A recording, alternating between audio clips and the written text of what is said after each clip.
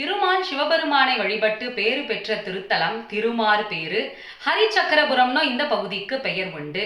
திருமால் தான் இழந்த சக்கராயுதத்தை சிவபெருமான் மூலமாக மீண்டும் பெற்ற திருத்தலமா இருக்கிறதால இந்த பெயர் ஏற்பட்டது.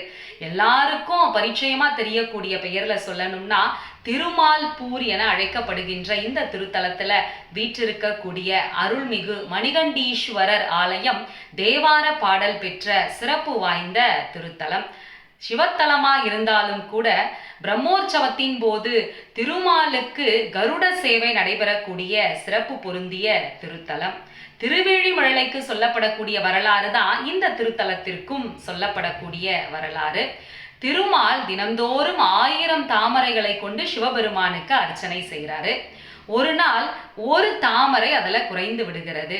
சற்றும் யோசிக்காம தன்னுடைய கண்ணை பெயர்த்தெடுத்து சமர்ப்பிக்கிறார். இதனால மகிழ்ச்சி அடைந்த சிவபெருமான் அங்கு தோன்றி தாமரை மலரை போன்ற கண்களை பெறுவீர் என்று வரம் கொடுக்கிறார்.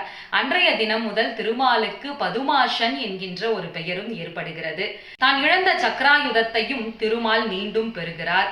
திருமால் பேரு பெற்ற பகுதியா அது இருக்கிறதால திருமார் பேரு என்கின்ற பெயரும் அன்றைய தினம் முதல் ஏற்பட்டது. உலகெங்கிலும் இருக்கக்கூடிய சிவத்தலங்கள்ல சென்று வழிபட்ட பலன் இந்த ஒரு திருத்தலத்தில் வழிபடுவதால் ஏற்படும். முக்தி தரக்கூடிய சிறப்பு வாய்ந்த திருத்தலம்.